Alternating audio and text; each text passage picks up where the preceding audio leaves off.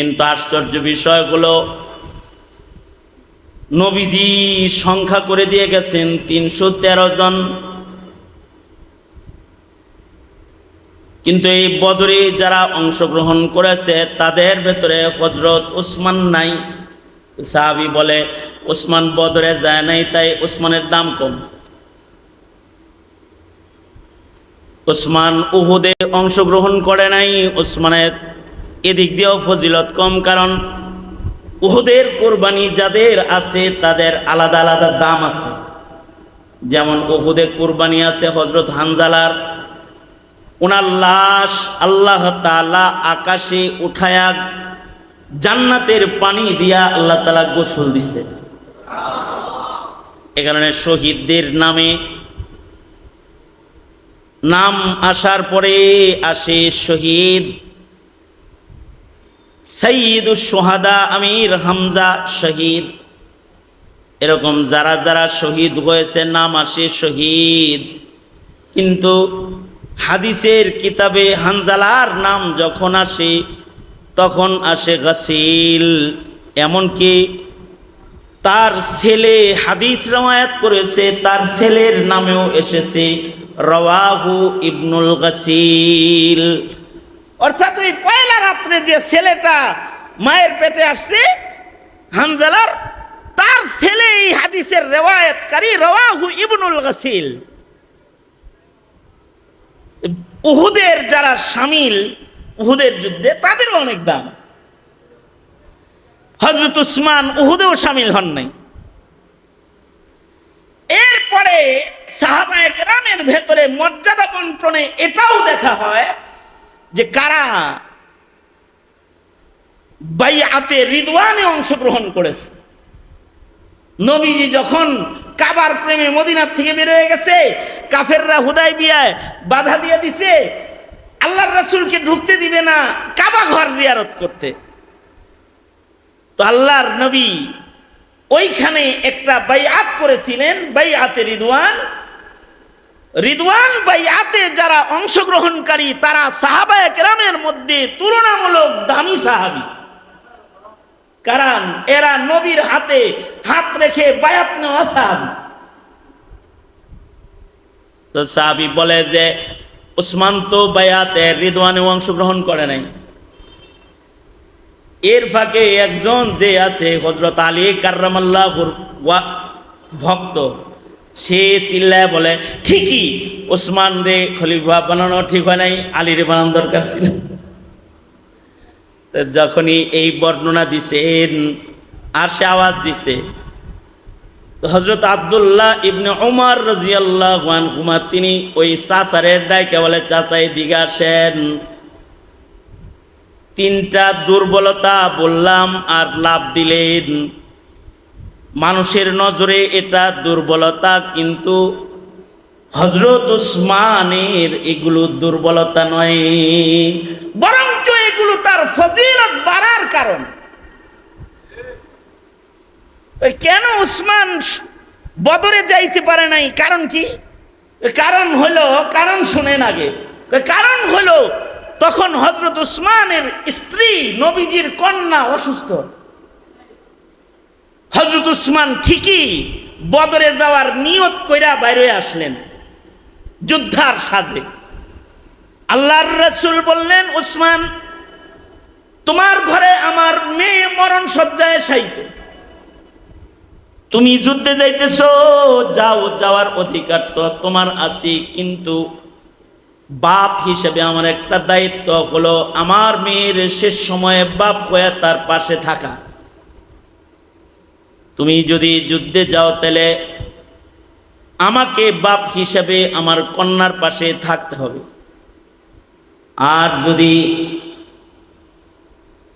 তুমি আমার মেয়ের খেদমতে থেকে যাও তাহলে আল্লাহর রাসূল তোমাকে নিয়তের কারণে পায়া গেছে, তাইলে আমার যুদ্ধের ময়দানে অংশগ্রহণ করা সহজ হয়ে যাবে। বাপ থাকলো না তো কমাস কম স্বামী খেদমতে থাকলো। সুতরাং তুমি যাইও না, আমি বদরে যাই। সাহাবায়ে কেরাম তো এটা জানতেন যে নবীর মুখে যা উচ্চারিত হয় এগুলো নবীর কথা নয়। বলেন তো ওগুলো কার কথা? হযরত উসমান বললেন আমি রাজি। হযরত উসমান চলে গেলেন। কিন্তু নিয়াতুল মুমিন খায়রুম মিন আমালিহি, আল্লাহর রাসূল সাল্লাল্লাহু আলাইহি ওয়াসাল্লাম যুদ্ধের থেকে যখন বিজয় অর্জন করে সাহাবায়ে কেরামদেরকে নিয়ে মদিনায় আসলেন, কারা কারা বদরে অংশগ্রহণ করেছে আল্লাহর রাসূল যখন এটা লিস্ট করলেন, উসমান কিন্তু বদরে যায় নাই, কিন্তু আসমাউল বদরিয়িনদের লিস্টের ভেতরে সরওয়ারে দু আলম নবী নিজের হাতে ওসমানের নাম লিখে দিলেন। যে উসমান জিসমান বদরে ছিল না জিসমানি ভাবে, কিন্তু রুহানি ভাবে সে ছিল, কারণ তার দিল তখন বদরের মাঠেই পড়েছিল। এ কারণে দিলের একটা হিসাব আছে, কালবুহু মুআল্লাকুন বিল মাসাজিদ। আর একটা দলিল দিতেছি যে যাদের হৃদয় মসজিদে ঝুলে থাকে, দিল বাড়ি থাকে সে, কিন্তু দিল থাকে মসজিদের ভিতরে। ইকামতে সালাতের গুরুত্ব তার এত বেশি, ঘরে থাকলেও কালবুহু মুআল্লাকুন বিল মাসাজিদ। এই যে দিলের নিয়তের হালত, এইটার কারণে আল্লাহ তাআলা এই মানুষগুলাকে আরশে আযীমের ছায়া প্রদান করবে, নিজের ছায়া প্রদান করবে। কখনো কখনো না থেকেও ক্ষমা পাওয়া যায়, অথবা কখনো কখনো না থেকেও সে হাজির হিসাবে গণনা হয়ে যায়। যদি এই হাজির না হওয়ার পিছনে যথাযথ কোনো কারণ বিদ্যমান রয়। তো এই মাহফিলে অনেকে আইতে চাইছিল, তাদের হযরত উসমানের মতো ওজরে মাকুল যে সন্তান নিয়ে ময়মনসিংহ যাইতেছে, অথবা কেবলই বের হয়েছে ওই সময় বৃষ্টি আসছে, বৃদ্ধা মা বলতেছে বাবারে মেঘের ভিতরে বাইরে হইস না। নিয়ত করছে মাহফিলের, কিন্তু কোন ওজরে মাকুলের কারণে ঘরে চলে গেছে। জাওয়াজ হবে, যত সওয়াব হবে ঘরে বসে সে উসমানের মতো পাইতে থাকবে, ঘরে বসে বসে পাইতে থাকবে। আল্লাহর রাসূল শুধুই মাত্র নামটা লিখলেন তা না, আল্লাহর নবী হযরত উসমানের গনিমতের অংশদার হিসেবেও তাকে গনিমতের হিস্সা দান করলেন। যারা যুদ্ধ করে তারা যুদ্ধে লব্ধ গনিমতের অংশ পায়, যারা যুদ্ধ করেছে তাদের যেমন নবী গনিমত দিলেন, ঠিক সম পরিমাণে গনিমত আল্লাহর রাসূল হযরত ওসমানকে দিলেন। এবার বলেন তো উনি কি না থাইকা পিছাইছে না আরো আগাইছে? বুঝা কইছেন না না বুঝা? বুঝা যদি কয়ে থাকেন তো এত আসতে কইছেন কা? কি বলেন, উনি কি পিছাইছে না আগাইছে আরো? আপনারা যারা আইছেন এখানে আপনাদের নিয়তের গরমিলের কারণে পিছে পড়ে যেতে পারেন, যারা আইতে পারেন এই তাদের নিয়ত যদি ভালো হয় তাহলে তারা আবার আগায়ও যেতে পারে। আর হযরত উসমান যে উহুদে যান নাই, উহুদের মাঠে যারা গেছে তাদেরও তো কিছু ভুল হইছে, নবী দাঁড়ায় থাকতে কইছে, তারা গনিমত করাইতে আইছে। আল্লাহ তাআলা যারা যায়া ভুল করছে, যারা না যায়া ভুল করছে, এদের সকলকে আল্লাহ তাআলা কোরআনে কারীমের আয়াত নাজিল করে সাধারণ ক্ষমা দিছে। এইটাকে উসমান রাদিয়াল্লাহু আনহুর মর্যাদা কমানোর দলিল বানানোর কোনো সুযোগ নাই। বাইয়াতে রিদওয়ান যেমন মানুষের মূল্য বাড়ার জন্য, সাহাবীর মূল্য বাড়ানোর জন্য দলিল, বাইয়াতে রিদওয়ান তেমন উসমানের মূল্য বাড়ানোর জন্য দলিল। আব্দুল্লাহ ইবনে ওমর বলে, আল্লাহর রাসূলকে যখন কাফেররা বাধা দিল যাইতে দিবে না, সরওয়ারে দু আলম নবী মশওয়ারায় আসলেন। কেউ বলে আবু বকরকে পাঠান। হযরত আয়েশা সিদ্দিকা বললেন বাবা নরম নরম মানুষ দেওয়া হবে না, কেউ বলে ওমর রে পাঠান, হযরত ওমর বলে আমি গরম, আমি গেলে মারামারি লেগে যাবে। তো সবাই মিলা বলে একজন এমন আছে যাকে আরবের সবাই সম্মান করে, তার নাম ওসমান ইবনে আফফান। ওসমান ইবনে আফফানের জন্য সবচেয়ে বেশি যোগ্য হযরত ওসমান নবীজির প্রতিনিধি হইয়া মক্কায় কথা বলতে গেলেন, আমরা যুদ্ধ করতে আসি নাই, আমরা কিন্তু উমরা করতে আসছি। ভুল বুঝো না, কখনো কখনো কেউ কেউ নেকির কাম করতে যায়, কিন্তু অনেকেই তাদেরকে ধারণা করে ফেলায় যে আমরা নেকির কাম করতে আইছি, যে এটা বুঝেই না। অনেকে না বুঝার কারণে তারা কখনো কখনো বাধার প্রাচীর হয়ে যায়। যেমন আল্লাহর রাসূল যাইতেছে উমরা করতে, কিন্তু একদল বুঝমান লোক যাদের খুব আকল, তারাও বাধা প্রাপ্ত, বাধা দেওয়ার জন্য নবীজির পাশে দাঁড়ায় গেছে, নবীজিকে বাধা দিতে নবীজির সামনে দাঁড়ায় গেছে। মনে করেন এই সংগঠন ইসলাহি মাহফিল করতেছে, এইটা অনেকের বাধার প্রাচীর হয়ে দাঁড়ায় গেছে। অনেকের ভাল লাগবে না, কারণ তারা ধারণা করবে যে এ বুঝি আমা করে নিচে নামাইতে। আসলে কিন্তু নবী যাইতেছেন তওয়াফ করতে, কিন্তু তাদের ধারণা হলো নবী যাইতেছেন যুদ্ধ করতে। তো হযরত উসমান যখন যায় বললেন, আল্লাহর রাসূল তো যুদ্ধে আসেন নাই, উমরা করতে আইছেন। তাই নাকি? তো তুমি যেহেতু বলছো বিশ্বাস করছি উমরা করতেই আসছে, কিন্তু তুমি উমরা করে চলে যাও, মুহাম্মাদুর রাসূলুল্লাহ সাল্লাল্লাহু আলাইহি সাল্লামকে আমরা উমরা করতে দিব না। এজন্য দিব না যে তিনি উমরা করলে সারা দুনিয়ায় খবর হয়ে যাবে আমরা পরাজিত, আর মুহাম্মদ ইবনে আব্দুল্লাহ বিজয় হয়ে গেছে, তা আমরা এরকম পরাজয়ী হব না। তো হযরত উসমান বললেন, যেই ঘর ইহরাম পরা অবস্থায় মুহাম্মাদুর রাসূলুল্লাহ সাল্লাল্লাহু আলাইহি সাল্লাম তওয়াফ করতে পারবে না, অমন ঘর ওসমানও তওয়াফ করবে না। তো হযরত উসমান তওয়াফ না করে আল্লাহর রাসূলের দিকে অগ্রসর হইলেন।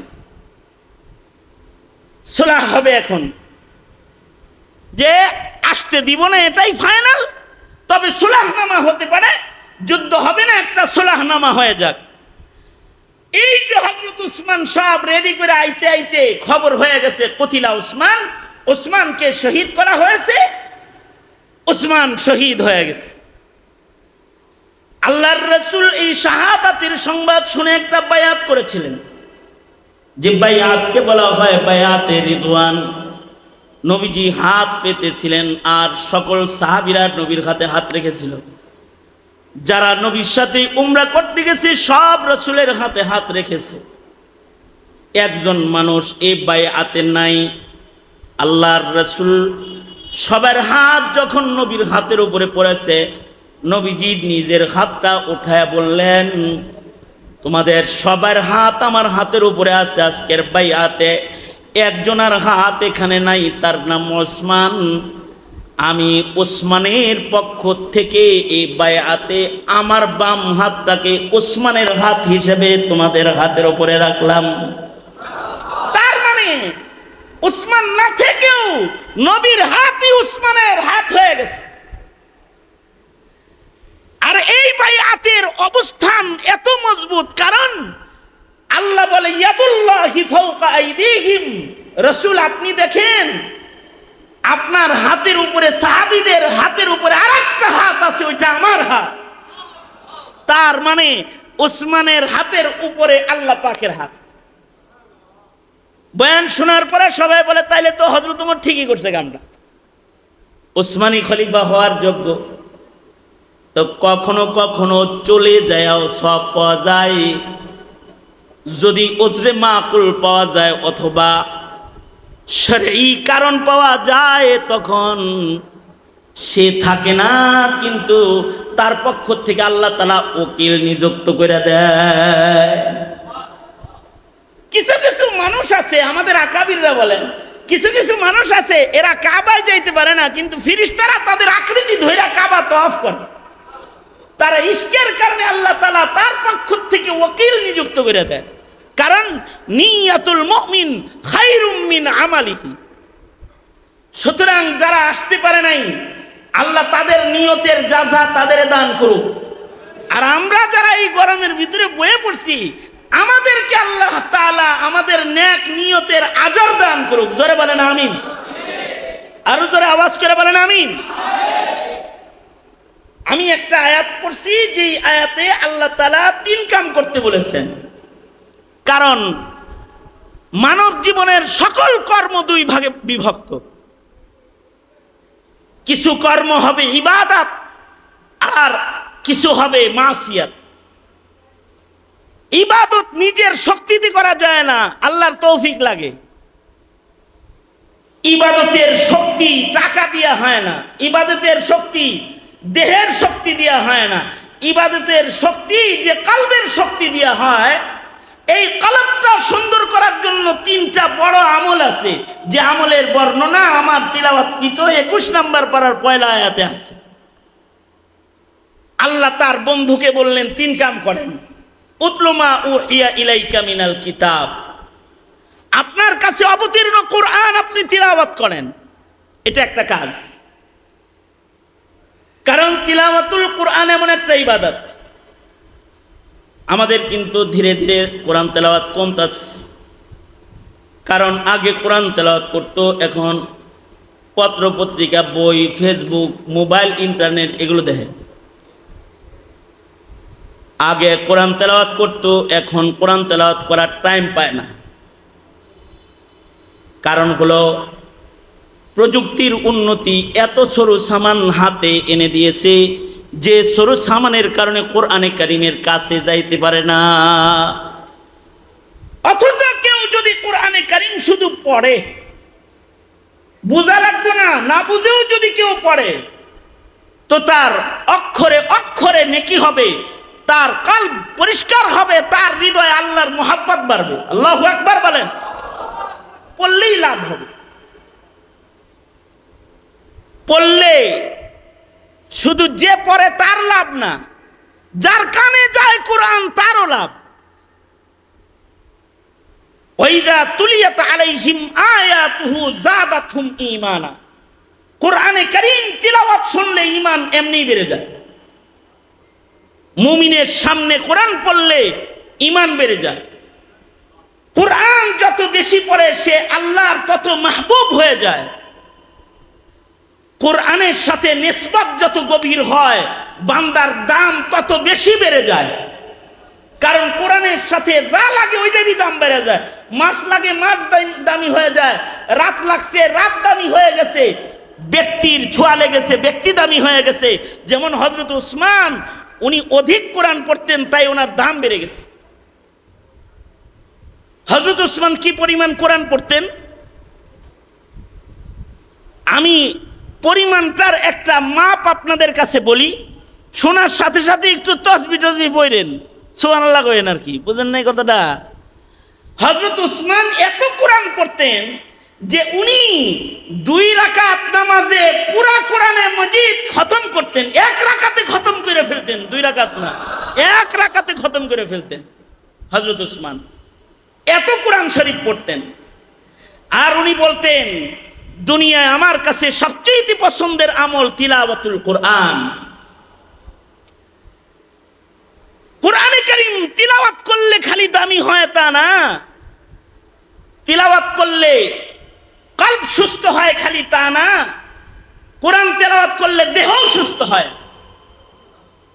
এমনকি কোরআন পড়ে দম করলেও রোগী ভালো হয়।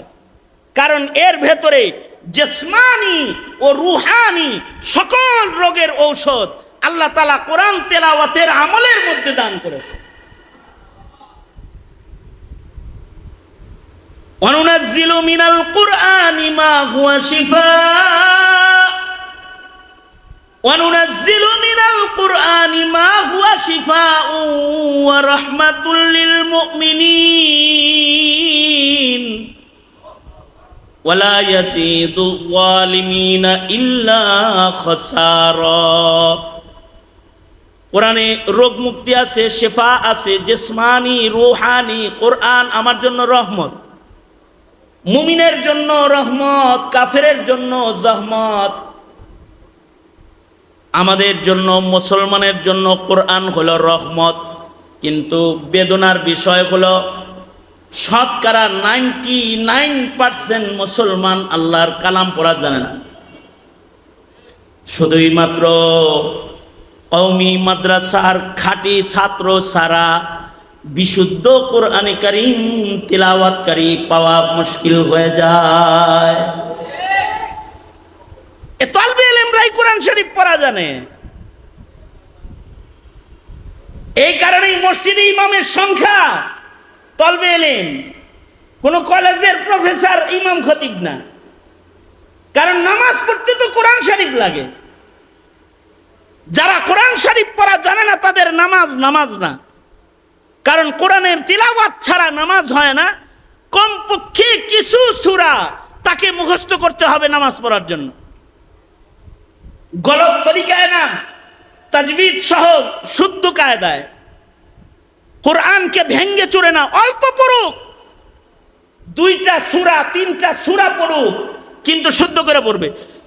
সর্বনিম্ন যদি 3টা সূরাও জীবনে কেউ মুখস্থ না করতে পারে শুদ্ধ করে, তো তুই কেসে মুসলমান হয় রে? মুসলমানরা কোন কোয়ালিটির মুসলমান? 3টা সূরা মুখস্থ করতে পারস নাই? কমপক্ষে 3টা সূরা মুখস্থ কর। সূরাতুল ফাতিহা সাথে 2টা ইন্না আতায়নার কুল হুয়াল্লাহু যদি মুখস্থ করে, তাও তো ফরজ নামাজ আদায় হয়ে যায়। সুফা ভাগ করে করে সুন্নত নফল হয়ে যায় একই সূরা পড়া পড়া। এতটুকুও পারে না মুসলমানের সন্তান এখন। যদি বলা হয় ইমামের সামনে আপনি 2 রাকাত নামাজ পড়েন, জোরে করে পড়েন যেন দোয়া কালাম সব শুনি, কইব হুজুর মাফ চাই। এই কারণে ইমাম সাহেব ছুটিতে গেলে ইমামতি করার মুসল্লি নাই, সংখ্যা কম, ইল্লা মাশাআল্লাহ।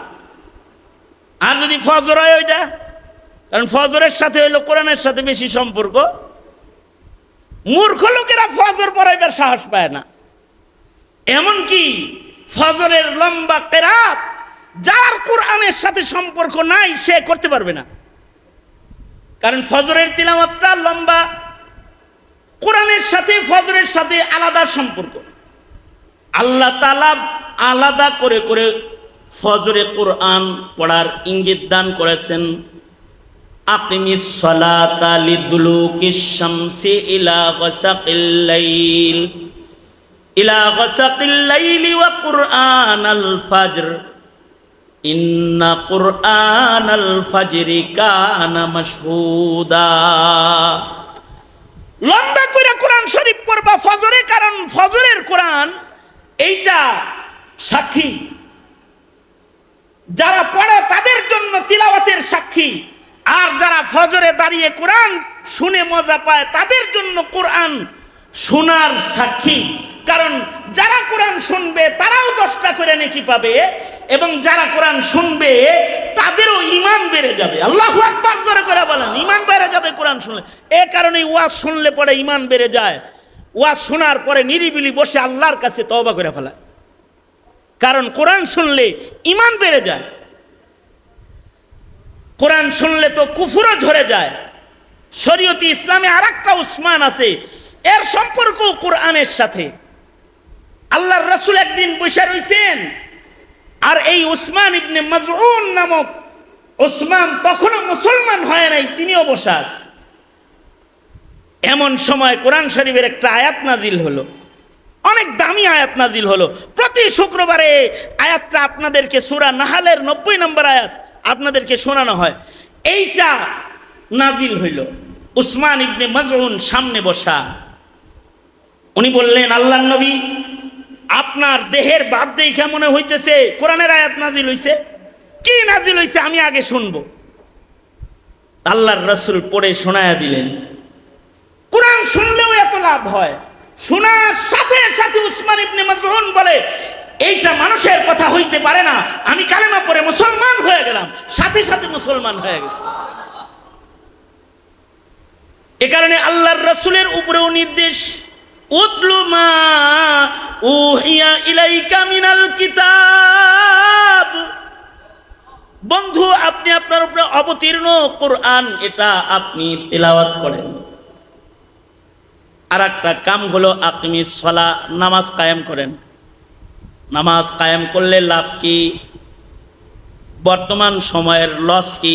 বর্তমান সময়ে খুন বেশি, জেনা বেশি, লুটপাট বেশি, মদখোর বেশি, ঘুষখোর বেশি, পাপাচার করনেওয়ালা বেশি, দায়ুস বেশি, বেপর্দা বেশি, গিবত করনেওয়ালা বেশি, চগুলখুরি করনেওয়ালা বেশি, নাস্তিক বেশি, মুরতাদ বেশি, মুসলমানের বেশে বেঈমান আজি ঘোরাফেরা করে।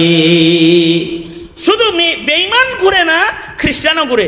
ওই যে দায়ী আছে আপনাদের এখানে আজকে হাজির, মুফতি জুবায়ের তার প্রতিনিধি, তো তাকে জিজ্ঞেস করলাম তোমার সবচেয়ে ভাই আপনি কোন এলাকায় বেশি কাজ করেন? কয় হালুয়াঘাটের ওইদিকে বেশি করতেছি। কারণ কি? কয় ওখানে মুসলিম বেশে খ্রিস্টান আছে। মুসলিম বেশে কি আছে? খ্রিস্টান আছে। সুতরাং এখন তো মুসলিম দেশে খ্রিস্টান আছে, মুসলিম দেশে হাসিনা হিন্দুত্ববাদ কায়েম করে গেছে কোরআন আর নামাজের দোহাই দিয়ে। ডেলি 5 পারা কোরআন শরীফ পড়তো আর ডেলি 70 রাকাত নামাজ পড়তো। মুসলমানের দোহাই দিয়ে হিন্দুত্ববাদ প্রতিষ্ঠা করে গেছে। কোরআন তেলাওয়াত যদি সমাজে জারি থাকে তাহলে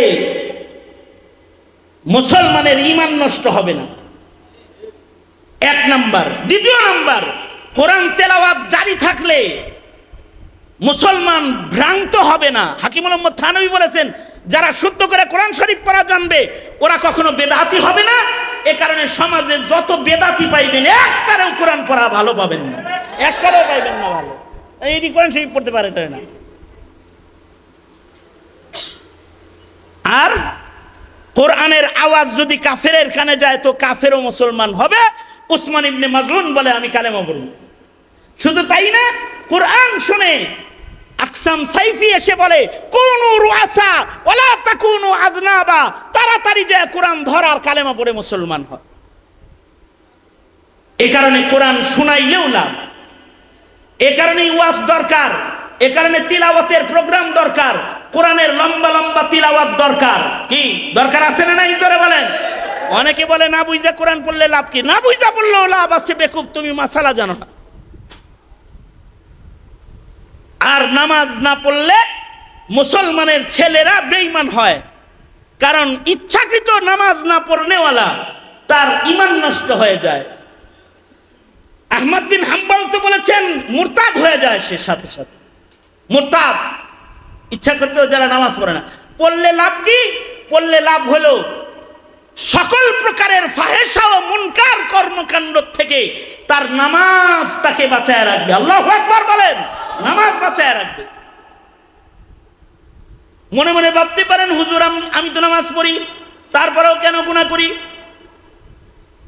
তার নামাজ তাকে গুনাহ থেকে বাঁচাবে না যার নামাজ ইকামত হবে না, ইকামতে সালাত যার হবে না। ইকামতে সালাত কেমনে হয়? একামতে সালাত করতে হলে শুদ্ধ নামাজ পড়তে হয়। একামতে সালাত করতে হলে শুদ্ধ কোরআন শুদ্ধ দোয়া পড়তে হয়। একামতে সালাত করতে হলে হুবহু নবীর তরিকায় রুকু সেজদা করতে হয়। হার সুন্নতের হিফাজত করতে হয়। একামতে সালাত করতে হলে উক্ত মতো নামাজ পড়তে হয়। একামতে সালাত করতে হলে যায় সুজুদ মসজিদে যায় নামাজ পড়তে হয়। একামতে সালাত করতে হলে নিজে পড়তে হয়, আবার অপরকে নামাজে ডাকতে হয় এবং অপরকেও নামাজ পড়াইতে হয়। এই সব মিলে হলো একামতে সালাত। 1 নাম্বার বলছি কি? সিহাত, সুন্নতের মাসায়েলের সব দিকের মাসলা ছাড়া যদি নামাজ পড়ে নামাজ হবে? মাসায়েল না যায় না? মাসাইল না যায় না নামাজ পড়লে তো উল্টাপাল্টা হইব মিয়া, কি করলে নামাজ ভাঙ্গে এটা জানে না তো নামাজ ভেঙ্গে ফেলবে।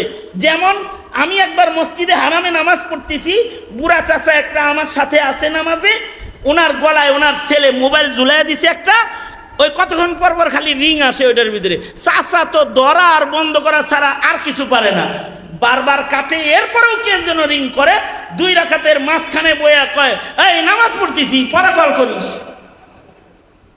এরপরে আবার হেই যে আগের মতোই নামাজ পড়ে। আমি তো ওনার পাশে দাঁড়ায় আমার নামাজ শেষ, আমি নামাজ পড়বো না হাসবো। নামাজের পরে বললাম চাচা এই যে মোবাইলে কথা কইলেন, এরপর এমনি সালাম ফিরাইলেন, ওইলো কিছু কে হইব না, কে আল্লাহর ঘরে আইছি। মাসাইল ছাড়া নামাজ পড়লে নামাজ হয় না, সুন্নত তরিকায় নামাজ না পড়লে নামাজ হয় না, ওক্ত মতো নামাজ না পড়লে নামাজ হয় না। কখনো কখনো ওক্ত ছুইটা গেলে নামাজ ছুইটা যায়, ওই নামাজ আর ওই জায়গায় নেওয়াই যায় না ওক্ত ছুইটা গেলে। যেমন ফজরের সময় ফজরের নামাজ, জোহরের সময় জোহরের নামাজ, এমন কি সুন্নতের সময় সুন্নত নামাজ। যেমন মনে করেন সুন্নতে মুআক্কাদা যেগুলো আছে, সুন্নতে মুআক্কাদা, ফজরের আগের সুন্নত সুন্নতে মুআক্কাদা, জোহরের আগের সুন্নত সুন্নতে মুআক্কাদা। এই কারণেই যদি সুন্নতে মুআক্কাদা জোহরেরটা কারোর ছুইটা যায়, তাইলে জামাতে নামাজ পড়া আগে 4 রাকাত পড়তে হয়, তারপরে 2 রাকাত পড়তে হয়। আর ফজরের সুন্নত যদি কারোর ছুইটা যায়, এটা সুন্নতে মুআক্কাদা, এটা পড়ার ব্যাপারে গুরুত্ব দিয়ে আল্লাহর রাসূল কোন আয়াতে বলেছেন এটা সুন্নত না এটা ওয়াজিব, এত গুরুত্ব দিয়া ফজরের আগের সুন্নত পড়ে। এ কারণে মাসআলা হলো ফজরে ইমাম ফরজ নামাজে ইমাম ইমামতিতে দাঁড়ায় যদি গেল, এমন সময় কেউ যদি মসজিদে গেল তো তার সুন্নত ওয়াক্ত শেষ হয়ে গেল, মানে ইমাম নামাজ শুরু করেছে এমন সময় আর সুন্নত পড়ার ওয়াক্ত নাই। এ কারণে জোহরের আগের সুন্নত পরে পড়লে সুন্নত হয় না, নফল হয়। কি হয়? নফল হয়। সুন্নত তো ফরজের আগেই আদায় করতে হবে।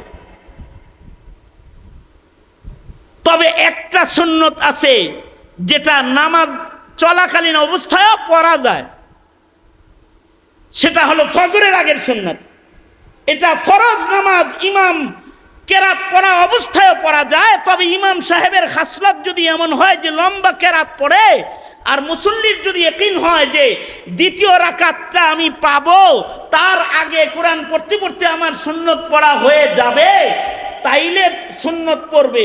আর যদি দ্বিতীয় রাকাতও ছুটে যাওয়ার ভয় হয় তাইলে সুন্নতের ওক্ত শেষ। এবার ওক্ত না থাকার কারণে সুন্নত বাদ হয়ে গেছে, ডাইরেক্ট ফজরের জামাতে তাকে শামিল হইতে হবে। কারণ এই সুন্নতগুলো এগুলো সুন্নত, কিন্তু মুমিনের নামাজ হওয়ার জন্য জামাত হইল ওয়াজিব। জামাত কি? জোরে আওয়াজ করে বলেন, জামাত কি? ওয়াজিব। ওয়াজিবের কারণে সুন্নত ক্যান্সেল হয়ে যাবে। কিন্তু এবার ফজরের সুন্নত যদি কেউ পড়তে চায় তাহলে কখন পড়বে? মনে করেন ফজরের নামাজ ইমামের পিছনে পড়ছেন, এরপরে ঘড়ির কাঁটা দেখেন যে সূর্য উঠতে এখনো পর্যন্ত 20 মিনিট বাকি আছে, তখন কি করব? সাথে সাথে ছুটে যাওয়া সুন্নতটা পড়ে লাইব। কি ওই যে মাথা নাড়িতেছে, কয় হ না, 2 সময়ের নামাজ নাই। আসরের পর থেকে মাগরিব পর্যন্ত নামাজ নাই। আসরের জামাত কেউ পড়ে ফেলেছে, মাগরিব পর্যন্ত আর কোনো নফল সুন্নত নাই। ফজরের নামাজ কেউ জামাতে পড়ে ফেলেছে সূর্য উদয় পর্যন্ত, এখন আর কোনো নফল সুন্নত নামাজ নাই। যদি কেউ পড়তে চায় তাহলে সূর্য ওঠার পরে পড়তে হবে। এখন কেউ যদি এই মাসাইলগুলা না জানে আর ওয়াক্ত মতো নামাজকে আদায় না করে, ওর নামাজই তো হবে না। জুমার নামাজের খুতবা শুরু হয়ে গেছে আর পণ্ডিত মশাই দরজা দিয়ে ঢুইকা তাহিয়াতুল ওযুর নিয়ত ধরছে, অথচ ইদা খারাজাল ইমাম, ইমাম যখন বের হয়ে যাবে কামরাত থেকে এবং মিম্বরে দাঁড়িয়ে যাবে, তো লা সালাতা ওয়ালা কালাম, আর কোনো নামাজও পড়া যাবে না, আর কোনো কথাও বলা যাবে না, ইমামের খুতবা শুনতে হবে। এটাই ফিকহি মাসআলা, ওয়াজিব। অথবা মনে করেন ওই যে জানে যে ফজরের নামাজ পড়ন যায়, সুন্নত আদায় করা যায় ইমাম যখন পড়ে তখনও। এখন কেউ যদি মনে করেন একদিকে নামাজ ফজর চলতেছে ফরজ, আর দুই ফরজ আদায়কারীর মাঝখানে দাঁড়ায় হে দুয়ায় মনে করেন যে এই সুন্নতে মুআক্কাদা পড়তেছে, আছে না এরকম কিছু লোক আছে? ফজরের সুন্নত পড়ে হইলো ফরজ নামাজ আদায়কারীর মাঝখানে দাঁড়ায়, আছে না নাই? মাঝখানে দাঁড়ায় পড়ে না? মিয়া মানুষ পড়ে ফরজ আর তুমি এনে পড়ো সুন্নত। হ্যাঁ, পড়তে পারবা ইনদা বাবিল মসজিদ, অথবা বারান্দায় যায় পড়ো, অথবা দরজায় দাঁড়ায় পড়ো। এই কাতারের ভেতরে নামাজ পড়লে তোর নামাজই হইব না। তুমি কি তাহলে ফরজের সাথে সুন্নত দিয়া মশকরা করতেছ? এই যে মাসাইল, এই সকল মাসআলা জেনে কেউ যদি তাকবীরে উলার সাথে নামাজ আদায় করে, জামাতে হাজির হয়, তাহলে তার নামাজটা তাকে গুনাহ থেকে বাঁচানোর নামাজে রূপান্তরিত হবে। জোরে বলেন সুবহানাল্লাহ। যদি নামাজ পড়ার পরেও গুনাহ না ছাড়ে, তাহলে বুঝবে যে ইকামতে সালাতের কোনো জায়গায় ত্রুটি রয়েছে। কিছু মানুষ আছে ইকামতে সালাতের কাজে অংশগ্রহণ করে না, নিজে ইবাদত করে কিন্তু নামাজকে জমিনে কায়েম করার জিম্মাদারি নেয় না রাষ্ট্রীয়ভাবে। যেমন ইসলামিক রাষ্ট্র যদি হয়ে যায় দেশটা, তাহলে তো সবাই নামাজ পড়তে হবে। যদি নামাজ না পড়ে তাহলে ইমামে আজম আবু হানিফা বলছেন জেলে ঢুকাই থবে, আহমদ বিন হাম্বল বলছে গলা কাটে ফেলবে। যদি শরিয়া আদালত কায়েম হয় তাহলে নামাজ কায়েম হয়ে যাবে। কিছু আছে এরা এই ভেজালটা নিতে রাজি না বিধায়ী নাস্তিকের রাজনীতি করে আর মুরতাদদের রাজনীতি করে। কিছু আছে এই মার্কা, ওরা হলো ইকামতে সালাতের বিরুদ্ধাচারণকারী। যারা ইকামতে সালাতের বিরুদ্ধাচারণকারী, ওদের ঘরে নাস্তিক জন্ম হবে না, মুরতাদ জন্ম হবে না, তো মুসলমান জন্ম হবে নাকি রে? বেনামাজির বাজারে কখনো ইমানের জন্ম হয় না, বরঞ্চ ইমান বেনামাজির বাজারের ঢেউয়ের বাড়িতে মরে যায়। তাইলে নামাজ কায়েম করার জন্য একটা সময় এসেছে। কুফরি মতবাদ আর নাস্তিক লালন পালনকারী যারা রাজনীতি, ধর্ম বিদ্বেষী রাজনীতি যারা করে, তাদের জুলুম অত্যাচার কেটে এখন আরেক নতুন প্রভাত এসেছে। এখন কিন্তু সময় এসেছে নামাজ কায়েম করার, রাজনীতি করার সময় এসে গেছে।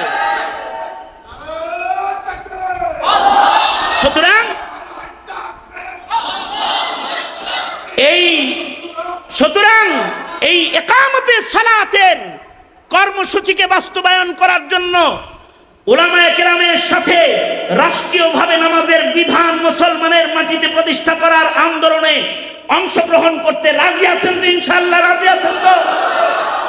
কারণ এটা আল্লাহ পাকের নির্দেশ। তাহলে 2 নম্বর নির্দেশ হলো ইকামতে সালাত করো, 3 নম্বর নির্দেশ হলো জিকির করো। কোন শায়েখের কাছে যায় জিকির করলে তরবিয়ত হয়, তরবিয়ত হইলে আখলাক ভালো হয়। কিছু কিছু মানুষের ইমান ভালো, কিছু কিছু মানুষের আমল ভালো, কিছু কিছু মানুষের ইলম ভালো, কিন্তু আখলাক খারাপ। আখলাক কখন খারাপ হয়? যখন জিকির কম হয়। আখলাক তখন খারাপ হয়ে যায় যখন জিক্রুল্লাহ থেকে সম্পর্ক কমে যায়, ইবাদতের লজ্জত নষ্ট হয়ে যায়, আখলাক তবিয়ত নষ্ট হয়ে যায়। যদি এটাকে কেউ ভালো করতে চায় তাহলে ওয়ালা যিকরুল্লাহি আকবার লিকুল্লি শাইইন সিকালাতুন ওয়া সিকালাতুল কুলুবি যিকরুল্লাহ। আন্দাজে জিকির করলে উপকার হয় কম, কিন্তু যদি কোন শায়েখে কামেলের সবক নিয়ে জিকির কেউ করে তো অল্প জিকির তাকে উপকারী করে। সুতরাং এই ত্রিমুখী কর্মসূচি তিলাওয়াতুল কুরআন ঘরে ঘরে জারি, আর একামতে সালাতের কর্মসূচি, আর জিক্রুল্লাহর পাবন্দি, এই তিনটি নির্দেশ আল্লাহ এই তিলাওয়াতকৃত আয়াতে করেছেন। আমরা এই তিনটা নবীজিকে যে আদেশগুলো আল্লাহ করেছেন, এটা নবীর উম্মত হয়ে আমরা মানতে তৈয়ার আছি না ইনশাআল্লাহ? কারা কারা তৈয়ার? এই সংগঠনের নাম কি রে? আল বারাকা ইসলামী পরিষদ। এদের কর্মসূচি হলো এই সকল ইবাদতকে কায়েম করা। সুতরাং তাদের সাথে থাকবো ইনশাআল্লাহ। বলেন আল্লাহ তাআলা এই সংগঠনের ছেলেগুলাকে কবুল করেন। আর ওই যে আমি আপনাদেরকে বলেছি 313 বুজুর্গের জীবনী নিয়ে একটি বই আমরা বাজারে এনেছি, এবং আমাদের খানকার উলামা হজরতরা, যেখানে আরিফ জব্বার সাহেব হুজুরা আছেন, আরও অনেকে আছেন, ওই হুজাইফি সাহেব আছেন, এই উলামা হজরতরা মিলে 26 তারিখ, আগামী 26শে জুলাই এই বইয়ের মোড়ক উন্মোচন অনুষ্ঠান হবে ডিপ্লোমা ইঞ্জিনিয়ার্সে। ওলামা হজরত যারা, তাদেরকে দাওয়াত রইল আকাবিরদের মোহাব্বত প্রকাশ করার জন্যে, আল্লাহওয়ালাদের মোহাব্বতে, আমাদের মরহুম আকাবিরদের মোহাব্বতে আমরা এই প্রোগ্রামে অংশগ্রহণ করব, যেখানে বুজুর্গরা দেশি এবং বিদেশি আলেমরা সেখানে আমাদের আকাবির বুজুর্গদের অবদান এবং আমাদের করণীয়র উপরে গুরুত্বপূর্ণ নসিহাত করবেন। এই দাওয়াতটাও ফাঁক দিয়ে দিলাম। এই মজমাটাও আল্লাহ তাআলা কবুল করুক। এই সংগঠনের অনেক সদস্যরাই আমাদের খানকার সাথে জড়িত, এখানে তারা ওই প্রোগ্রামে অংশগ্রহণ করতে এখান থেকে গাড়ি নিয়ে যাবে। কেউ যদি অংশগ্রহণ করতে চান তো আপনারা আমন্ত্রিত। দেশের সকল মাশায়েখদেরকে দাওয়াত করা হয়েছে, আলহামদুলিল্লাহ। বড় মাশায়েখিন যারা, তাদেরকে দাওয়াত করা হয়েছে। আল্লাহ তাআলা সবাইকে কবুল করেন, এ মজমাকেও কবুল করেন। সবাই ইস্তিগফার করেন। আস্তাগফিরুল্লাহ রাব্বি মিন কুল্লি যামবিন ওয়া আতুবু ইলাইহি লা হাওলা ওয়ালা কুওয়াতা ইল্লা বিল্লাহিল আলিয়্যিল আযীম।